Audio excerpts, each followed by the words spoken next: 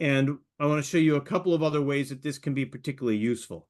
If I search for castle, and then I say, well, okay, so I found 54 ships here, including one that was a USS Castle. I'm going to click on See Other Matching Ships, and let's see what I can find. And you can see it goes up to 10. There's a ton in here, and a lot of them don't have castle in here, but mostly castle appears as the second word. So how am I gonna find just the ones that end in castle? And the answer is if I do castle $. Again, this is noted on the help page here. If I do castle $, it shows me all of the entries where the name of the ship ends in the word castle.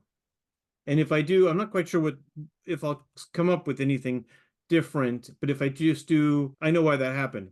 I didn't try that one out. It was just looking for the full word ASTLE. So if I do star, which, as I imagine you all have done a fair bit of researching and familiar with using a star for truncation or for being representing any characters.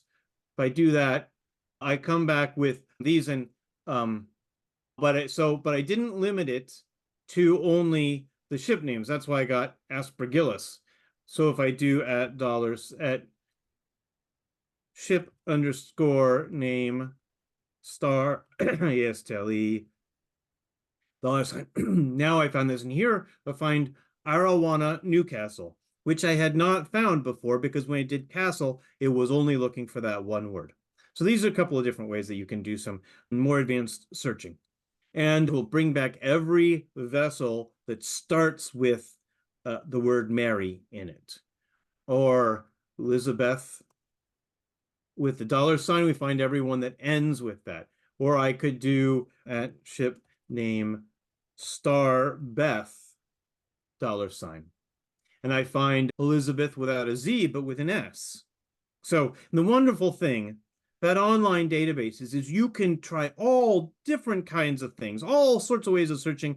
And if you mess it up, nobody else knows. It doesn't matter. There's no harm. There's no cost in doing that. You just explore and you try it and you find different things. And for example, here, so here's Christine Elizabeth with an S and Christine Elizabeth with a Z. Now, it is very possible that these two ships, okay, 1881, 1882, are the same ship. And they must be. Okay, we have a couple. I don't know if this is the same ship over time. I can do that research and find it out, but there are so many citations from this that it can take a long time. But I would guess that these are probably the same vessel.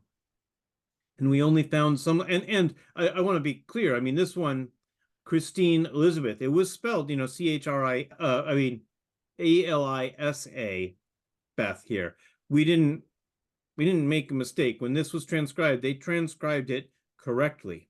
They may have written it down incorrectly when they were in the port or something like that, compiling this 1882 directory, or this is a different vessel from the Christine Elizabeth that we were looking at before. All kinds of different possibilities. This one does say Captain Aska, who we saw in the other one as well, though. So these are a couple of the different ways. Let's see, I want to jump back to some more ways that you can, some more advanced searching that you can do, and then I'll stop and see if we've got any questions that I can address. So here we're doing NO. We're saying, I want to find ships where the name of the ship starts with NO and then anything, and ends with the word castle. And so I find Nord American Sterling Castle, Nottingham Castle. If I do that again with NO star and then star castle $, I might find other results. I did see a little bit more there. Noble Anne. So sometimes it is searching the citations, and we'll get to that in just a moment. But I can also do, let's see. So I can star NGO star castle $. So we find, for example, Raglan Castle. It definitely doesn't follow the NGO there. So if I add ship name and then do the same NGO star and castle $, so now I am limiting it only to the ship names and not to the citations, then I just find two results there. going to pause here and see if there are questions that folks have that might be helpful for me to address for everybody right now. Does that sound okay? Yeah, there are two. Do you include ferries, tugboats, submarines? That is the first. And can you identify ships by locations such as ports or shipyards? So those are the two. Yeah. So first, absolutely. I include ferries. I include any type of vessel that I can find that's in a vessel in a resource in English.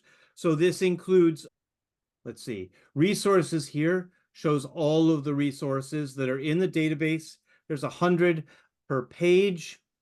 Tyne tugs and tug builders, a history of tyne tugs, their builders and owners. Now, obviously, that's English, not American, but that website, the contents are in the database. And then, of course, here's now we're getting ones with you can do a quick search in this area too. And I'm trying to think of sure why the name is falling out of my head right now, but the guide to American vessels, basically any modern ship that's afloat right now should be that has a record in the American Merchant Directory, which is I think anything over 16 feet or something like that should be in here, and that would absolutely include resources like tugboats and ferry boats and other vessels that are registered in the United States.